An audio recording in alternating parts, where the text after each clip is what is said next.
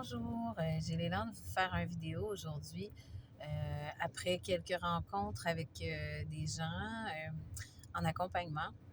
Et ça me ramène à vous jaser je crois qu'il y a beaucoup de gens qui ont un appel à travers les défis de la vie à venir revoir leur vie complètement dans le fond. Comment faire de votre vie le plus beau projet. Puis ça, j'aime ça, faire de votre vie le plus beau projet de votre vie. Et c'est vraiment ça. Et on a fait des choix par le passé, sans vraiment en être conscient, qui nous ont amenés à souffrir, qui nous ont amené des défis. La vie nous emmène des défis parce qu'elle veut qu'on apprenne et on n'a pas toujours été capable de voir ce qui était voulu comme enseignement. Et là, j'ai l'impression qu'il y a de plus en plus d'urgence pour les gens de venir vivre une vie vécue, un peu capable de souffrir, ce qui m'est arrivé dans le fond il y a 8 ans. Et la réponse est plutôt la question qui monte souvent par rapport aux gens quand je fais de l'accompagnement, c'est mais par où je commence?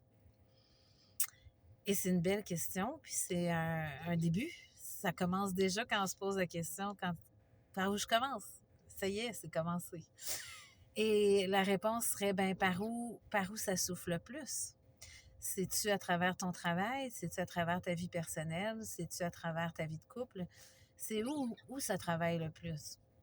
Et on part de là parce qu'il faut un départ quelque part pour venir revoir les choix et faire une priorité notre bien-être.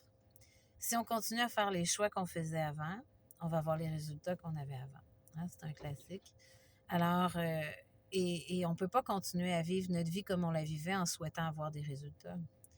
C'est illusoire de dire que les choses vont changer d'elles-mêmes.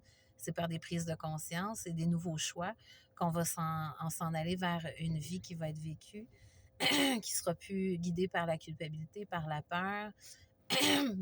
Alors, je dirais de venir voir c'est où ça souffle le plus et venir s'asseoir avec ça, venir revoir comment maintenant je peux commencer mon projet de moi, mon plus beau projet. Alors, venir prendre soin de moi, venir m'écouter. Alors, c'est à travers la vie de famille, je vais aller voir c'est quoi mon regard sur ma famille, sur ma vie de famille d'avant, mon enfance, ma relation avec mes parents, parce que ça influence beaucoup ma vie de famille et comment j'élève les miens.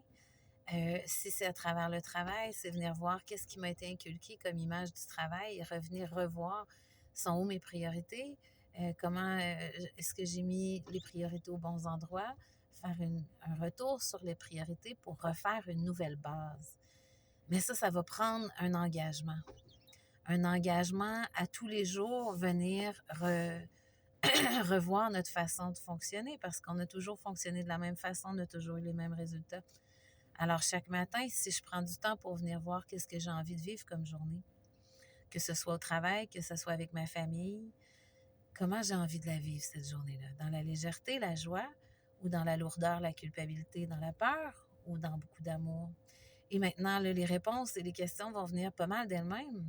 Si avec mes enfants, si avec mon patron, si avec un collègue, si avec mon ex, si il y a sa graphine, ben, je viens m'asseoir avec une chose à la fois pour commencer à faire les changements une chose à la fois qui se sont accumulés depuis tant d'années, qu'on n'a pas été accueillis, des émotions, des ressentis qu'on n'a pas nommés.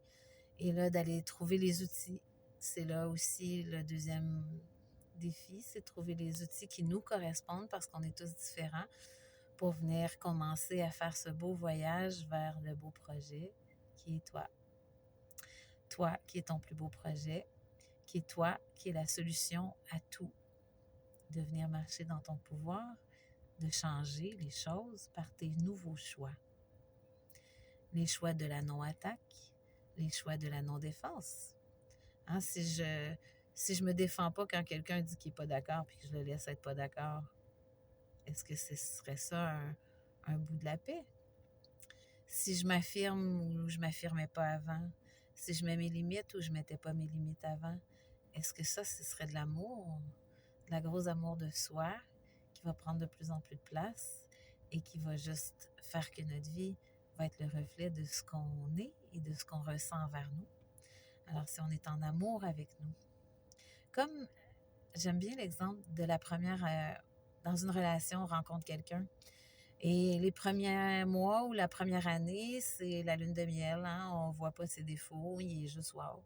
Puis après un an, on commence à voir certaines faiblesses, certains petits tics ou certaines choses chez l'autre qu'on n'avait pas vues. Et là, on a un choix. Est-ce qu'on continue, puis on l'accueille dans ce qu'il est, dans son entièreté, et on l'aime avec tout ça, ou est-ce qu'on change puis qu'on passe à autre chose? Mais c'est la même chose avec nous, venir tomber en amour avec nous. Alors avec mes petites faiblesses, mes travers, mes réactivités, venir les accueillir, venir me parler, venir m'accompagner, être ma meilleure amie. Alors 2025, c'est un bel engagement à prendre pour le plus beau projet qui est vous. Bonne journée!